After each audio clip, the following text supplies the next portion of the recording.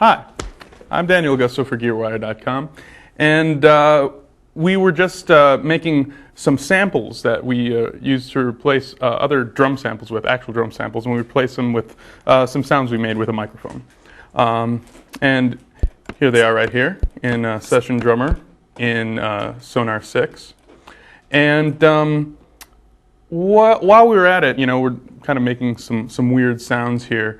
I was thinking it'd be probably a cool time to take a look at some of the weird things that a convolution reverb can do. And so we're going to be using Perfect Space, which is the convolution reverb that comes with Sonar 6. But you can use pretty much any convolver as long as it takes wave files. Something like SIR is a free one. It's a free VST that you could do stuff like this. We're going to be using Perfect Space just because I like the GUI a little bit more. So let's listen to our loop again.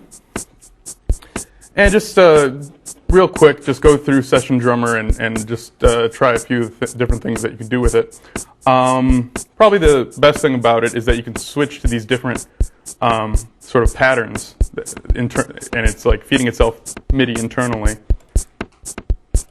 So you got all these different patterns that you can kind of go through. I kind of like this one. Also like this one a lot. So let's leave that one on. And I'm going to open up the Perfect Space plugin. So right now it's not really doing anything. But what we can do is actually go out to the Perfect Space folder, and it comes with a lot of different files. And they're all organized in these different folders. One of the weirder folders, well actually first let's take a look at some of the regular things that it can do. Let's go to the plates folder and fire up the medium dark plate. So basically what this is an impulse response that they put across a plate reverb, and we can control the dry signal and wet signal separately. We can completely take out the wet, we can completely take out the dry and just listen to the wet sound. One of the other more interesting ones is they have outdoor sounds. Some of them which don't even sound like regular reverb. This is called Dead Horse Point at 10 feet. Dead Horse Point at 30 feet. Just kind of gives it that feeling like it's outside. And probably with the weirdest stuff is in this folder called U and then one piano. It's basically an impulse going across a piano. We can go through some of these. So what it's doing is it's just making it sound like it's inside a piano, and on a lot of them the sustain pedal is just up, so it's piano reverb basically. So if we can do that with piano, I mean, why can't we do it with anything? So what I was thinking of trying was actually putting these loops through actual samples. And some of the samples that come with Session Drummer are actually pretty cool to do that with. Let's see. Okay, so here we have our folders and just different types of drums. Let's try putting our beat through a snare drum.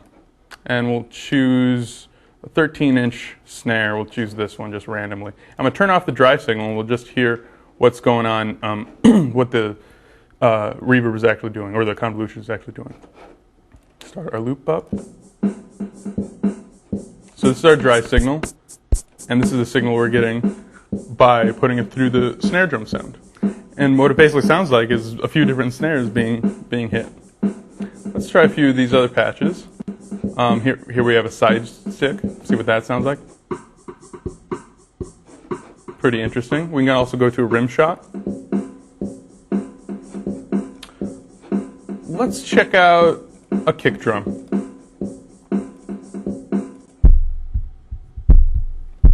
It's a bit loud, but kind of an interesting sound. Could definitely use that. Let's try some of these cymbals. First of all, we'll try some hi-hats. That's pretty interesting. Definitely used for some sort of techno or IDM type thing. Let's turn up the tempo a little bit. I'm going to go up to, let's see, about 180. One of my favorite tempos. And start our loop back up. Let's try a different drum. Let's try some of these cymbals. Try a ride cymbal. We'll do a 20-inch flat ride. Starting to get some weird rhythmic ambient sounds.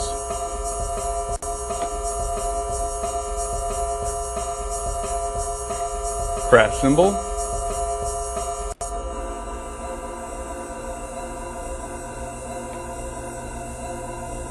Cool. Getting a weird sort of almost electronic sound in the background. Let's do some toms. Let's just do a high tom. Just give that a try.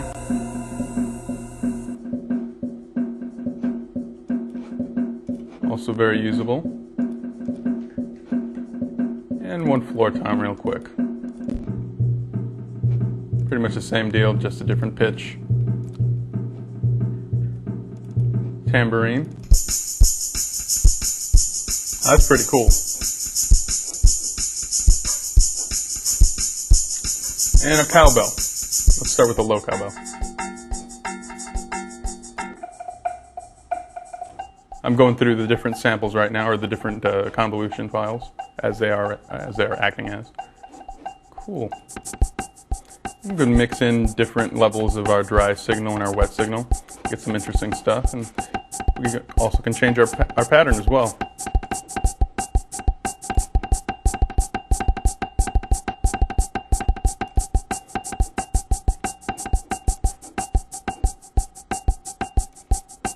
And back to our original sample.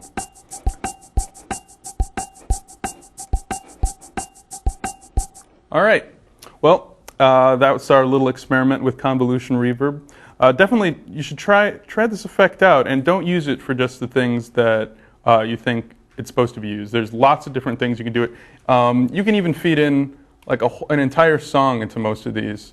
And while I'm at it, I think I'll just try that. I actually have a really short sort of freaked out version of one of the pieces I did for Crosstalk. Let's see how this sounds. Just probably have to turn down the gain a little bit, just for fun.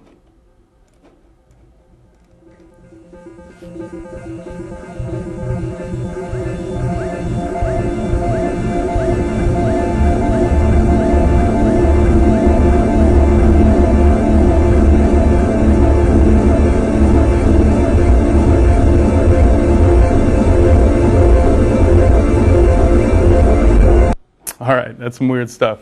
So thanks for checking it out at gearwire.com.